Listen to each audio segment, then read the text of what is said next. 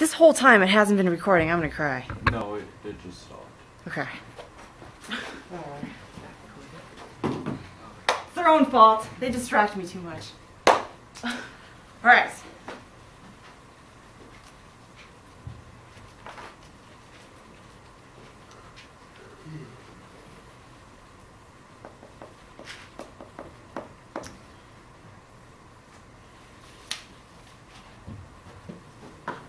Alright, so in terms of our hazards, specifically our seismic hazards,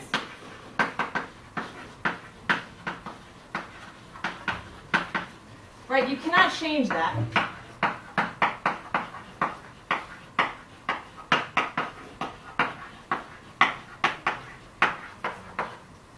But you can reduce the risk.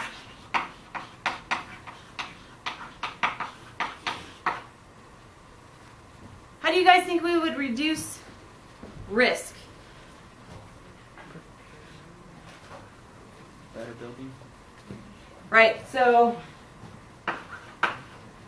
in order to do our buildings, we do seismic studies.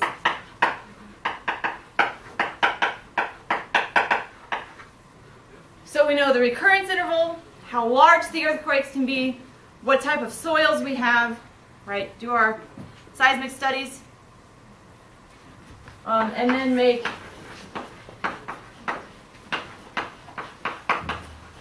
better building codes, regulations, etc.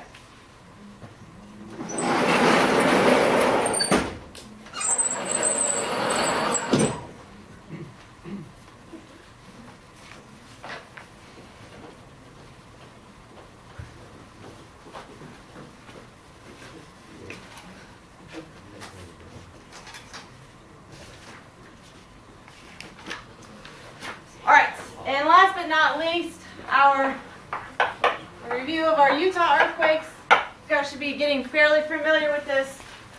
We also call it the Wasatch Fault Zone.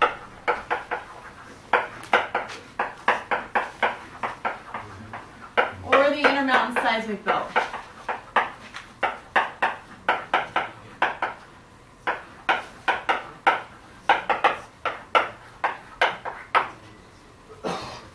What is the largest magnitude earthquake we're expecting here?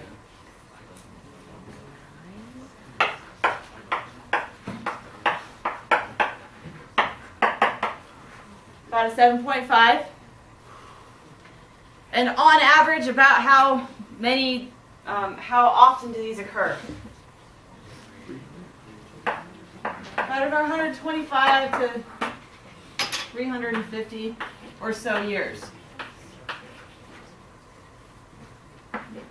Right, and we call this a recurrence interval.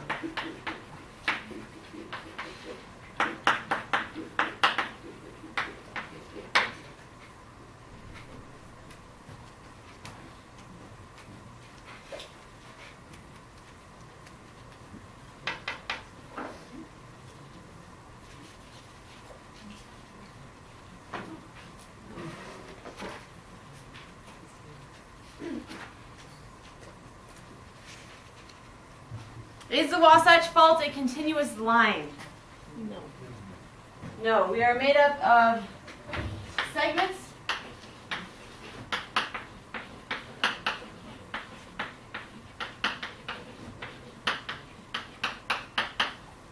Right, most notably the ones we'll talk about is the Brigham City segment, Weaver segment, Salt Lake City segment, Provo segment, Nephi segment. St. George people, do you know yours? Your segment?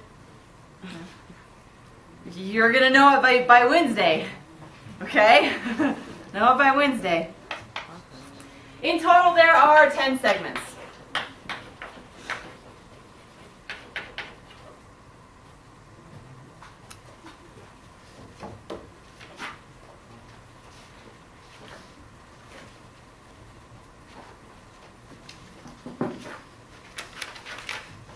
All right.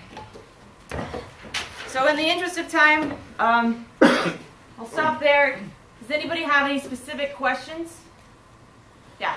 Are we going to need to know like all the parts of the Macaulay scale, like 1 to 12 exactly? Just be familiar with 1 to 12 and then look at 1 at least in the middle so that you can see, you know, at least where are the walls starting to crack, sort of thing. Yeah. Anybody else? Okay, before we go, let me look through the test so I haven't forgotten anything.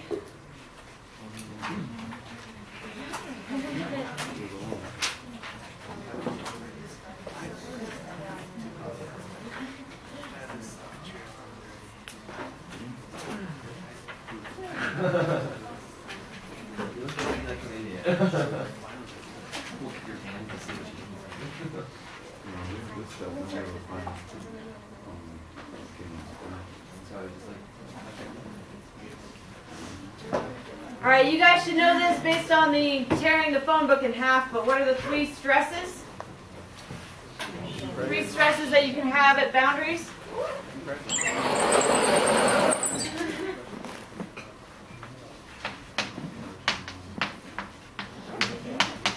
So you can have compression,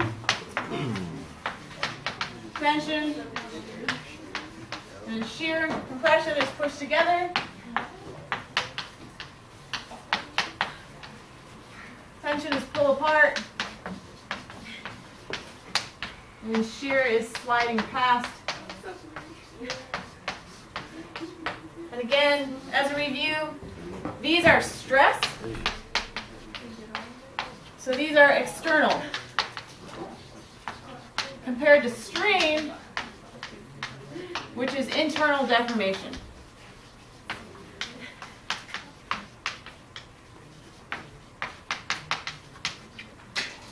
All right. Oh gosh, I forgot this one. What type of faults do you see in these regimes? So what type of fault do you see in a compressional regime? No. Reverse. Right, a reverse or a thrust fault. Thrust fault if it's low angle. Tension, pulling apart. This is our normal fault. We can also call it a detachment fault if it's low angle. And then shear is our strike slip fault.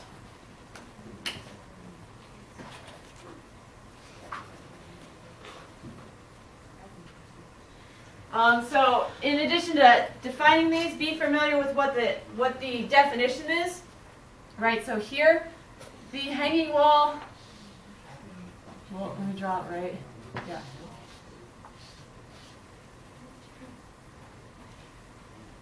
The hanging wall moves up relative to the footwall, whereas in a normal fault, the hanging wall moves down relative to the footwall.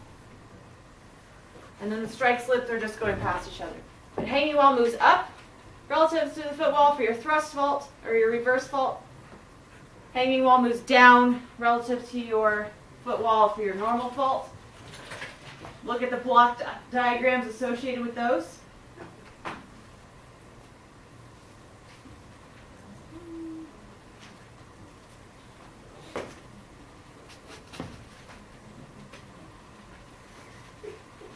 All right, and the last one.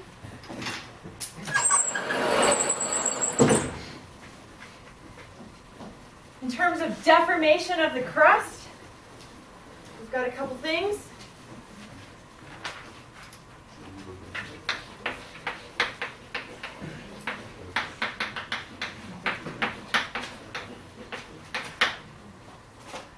We have this structure, sat base. Anticline. And we've got this guy, happy face, syncline. Another way is A for anticline, Y for syncline, right? Yep.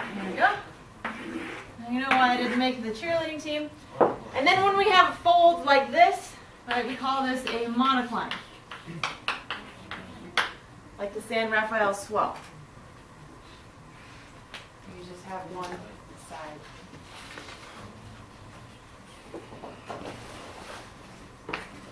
Yep.